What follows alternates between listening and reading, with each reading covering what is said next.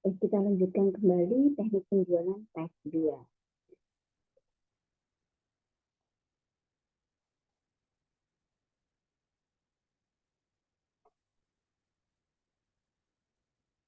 Kemarin sampai 7 langkah dasar penjualan sampai pendekatan. Langkah berikutnya adalah yang keempat, adalah establishing the need, menetapkan kebutuhan konsumen. Prinsipnya jangan berusaha mengatakan lebih dulu apa yang harus dibutuhkan oleh konsumen. Jadi jangan ngejudge bahwa konsumen ini butuh ini, Anda butuh ini, tetapi usahakan mereka mengemukakan apa yang mereka butuhkan. Perhatikan bahwa kita ingin membantu, bukan hanya mengambil keuntungan dari penjualan yang mereka beli, tetapi bahwa kita membantu persoalan-persoalan mereka dan memberikan solusinya. Itu. Nah, kemudian setelah kita mendengarkan, kita tahu kebutuhan dia, kemudian kita presentasikan. Prinsip melakukan presentasi dari produk kita dengan ekspresi yang biasa dan logis, maksudnya di sini adalah bahwa dari sudut pandang customer. Jadi, unggulkan benefit-benefit apa yang akan dia terima dengan menggunakan produk yang kita tawarkan, gitu ya. Sehingga bahwa produk ini bisa memenuhi atau menyelesaikan persoalan-persoalan yang mereka hadapi. Kemudian ada closing the sales, menutup suatu interview yang dilakukan dengan meminta customer untuk melakukan pembelian dari produk kita. Usahakan agar customer dengan mudah dan senang hati mengatakan ya, atau dengan kata lain customer setuju membuat order pembelian. Jadi yakinkan. Jadi Bapak bisa mau mengambil berapa? Satu atau dua, misalnya seperti itu. Ya, bahkan ada tentor-tentor penjualan mengatakan bahwa siapa yang bertanya dia yang menang. Sehingga di closing sales sebisa mungkin kalian atau kita sebagai penjual atau sebagai seller itu diakhiri dengan pertanyaan juga. Gitu. Adakah yang masih diperlukan? Ada yang mau dibeli lagi? Gitu. Makanya di Indomaret atau di Alfamart di akhir transaksi kita kalau kita membayar itu kan biasanya ditanya nggak tambah produk yang lain. Nah, kita bisa terapkan di industri farmasi juga. Kemudian di follow up, ya usahakan agar customer mengetahui bahwa kita tetap memperhatikan mereka. Jadi data mereka, misalnya kita memfollow up bagaimana setelah menggunakan dan sebagainya, setelah mereka membeli, gitu ya. Kemudian sarana pemasaran farmasi ada banyak, salah satunya adalah PPF, toko obat, dan minggu depan kita akan membahas tentang apotek ya. Pedagang besar farmasi adalah perusahaan berbentuk badan hukum yang memiliki izin untuk mengadakan penyimpanan, penyaluran obat, dan atau bahan obat dalam jumlah yang besar sesuai dengan perundang-undangan. Perannya itu untuk menjamin ketersediaan dan pemerataan serta keterjangkauan obat atau bahan obat untuk semua pelayanan kesehatan yang ada, ya, serta melindungi masyarakat dari penggunaan obat yang tidak bermutu. Jadi PPS juga berperan menjaga kualitas mutu, persyaratan, bahkan keamanan ya. Kemudian fungsinya adalah dia sebagai kepanjangan tangan dari pabrik farmasi. Ada dasar hukumnya dengan macam-macam PPS dan istilahnya ada PPS nasional dan lokal. Dari kata nasional dan lokal sudah bisa menyatakan bahwa luasan cakupan yang mereka layani. Kalau nasional ya dia lebih dari penjuru tanah air ya. Contohnya adalah Kimia Farma, Parit Padang, dan sebagainya. Kemudian pabrik lokal, PPF lokal ini meliputi satu daerah aja dan biasanya di tempat lain tidak ada, gitu ya. Contohnya adalah misalnya kayaknya BMS, kemudian MCS, Mulia Wibawa, dan sebagainya. Sedangkan PPF cabang adalah cabang dari PPF nasional, ya, yang dia juga mengadakan pengadaan penyimpanan, penyaluran, dan dalam jumlah besar. Ada lagi istilah subdistributor.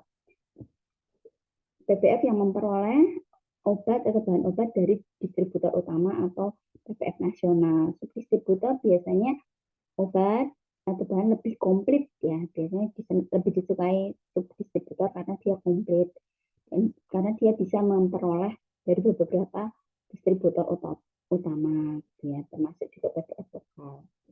Dan PBF lokal kebanyakan adalah subdistributor, baik itu PBF maupun subdistributor sama-sama disebut distributor. Nah, fasilitas pelayanan kefarmasian yang dilayani itu adalah seperti apotek, farmasi, puskesmas, klinik, dan toko obat. PBF tidak bisa menyalurkan obat keras kepada toko obat. PBF hanya melaksanakan penyaluran berupa obat keras berdasarkan pesanan. Atau PBF juga bisa melayani lembaga pendidikan. Misalnya, kalau misalnya salah satu universitas atau BSI sendiri melakukan penelitian dengan obat tertentu yang dia harus pengadaan langsung ke PBF bisa, tetapi dengan cara membuat suatu surat yang ditandatangani oleh pimpinan lembaga, tidak harus ditandatangani oleh apoteker penanggung jawab ya. Seperti kalau misalnya di sini kan obat keras itu kalau di apotek harus apoteker ya. Kemudian ada beberapa kriteria pemilihan PBF, banyak dari harga, informasi, letak. Yang pertama adalah jelas legalitas sehingga menjamin bahwa produk-produk yang dibawa itu memang sudah sesuai izin. Kemudian ada citra, reputasi dari PBF tersebut, kemudian produk-produknya yang dibawa apa aja, kemudahannya interaksi, kemudian harga jelas, diskon dan bonus, kemudian faktor pembayarannya seperti apa, apakah jatuh temponya panjang atau pendek itu juga diperhatikan, kemudian batas minimal pembelian kadang ada yang 100 bisa, ada yang kurang dari 100 bisa, tetapi kebanyakan 100 lebih, bahkan ada yang 200 gitu. Terus masalah retur itu gampang apa enggak? Kalau susah ya patut diperhitungkan juga. Kemudian toko obat dia adalah orang atau badan hukum yang memiliki izin untuk menyimpan obat bebas ya. Jadi dia bisa menyalurkan obat bebas dan obat bebas terbatas. Dia tidak bisa menyalurkan obat keras. Secara eceran bisa ya. Ada dasar hukumnya dan penanggung jawabnya adalah tenaga teknis kefarmasian. Larangan untuk toko obat, dia dilarang menerima atau melayani resep dokter. Jadi obat tidak melayani resep dokter. Kemudian tidak boleh membuat obat, membungkus atau merepackage, membungkus ulang dari obat tersebut. Kemudian tulisannya juga tidak boleh menyerupai nama apotek, PBF. Nanti takutnya akan menimbulkan seolah-olah toko obat itu adalah sebuah apotek atau yang berhubungan dengan pabrik farmasi. Nah, baik itu PBF maupun toko obat maupun apotek itu kan melakukan promosi juga. Nah, ada beberapa jenis promosi antara lain adalah traditional marketing, yaitu promosi melalui koran, pamflet, baliho, TV, radio yang dulu masih sering digunakan, makanya disebut dengan traditional marketing.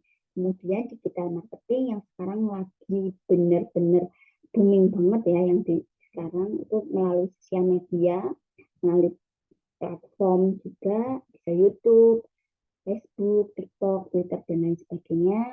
Ada juga yang direct marketing, itu penjual langsung ketemu dengan pembeli, biasanya kayak toko, apotek, dia yang membutuhkan tenaga yang lebih banyak, kemudian tempat juga. Terus ada juga endorsement, ya, menggunakan artis atau influencer yang sekarang juga lagi banyak, sangat mempengaruhi sekali. Misalnya dia punya follower banyak, semakin dia punya follower banyak, biasanya dia biaya untuk endorse orang tersebut semakin banyak. Kemudian personal selling dan direct marketing itu hampir sama, tetapi bedanya kalau personal selling ini langsung dilakukan oleh pemilik barang atau jasa atau oleh pengusaha itu sendiri, langsung ketemu dengan calon customer atau customer. Misalnya contohnya adalah Metrep. Metrep itu kan adalah pemilik barang ya, perpanjangan atau sales. Nah, itu juga mereka perpanjangan dari pemilik barang, dari PPF maupun eh, pabrik farmasi, sehingga dia bisa langsung, nah, kayak Metre, personal selling, dia juga melakukan personal selling gitu ya. Kemudian juga bisa melakukan dengan teknik promosi publishing, publicity, yaitu dengan mengadakan konferensi pers, kemudian pameran, promosi produk, demonstrasi publik, seminar, itu masuk ya. Kalau misalnya PBF, pabrik obat, ini biasanya menggunakan bisa nih tradisional. Ini namanya biasanya bisa dilakukan. Kalau misalnya toko obat atau apotek, biasanya yang dilakukan hanya direct marketing, personal selling, sama digital marketing sekarang ya. Endorse tradisional marketing dan publicity jarang sekali. Nah, untuk teknik penjualan dan sarana pemasaran farmasi, part 2 ini cukup sekian. Kalau ada pertanyaan, bisa langsung menghubungi chat atau ketika kita bertemu pada kuliah offline. Ya. Saya akhiri kalam. Wassalamualaikum warahmatullahi wabarakatuh.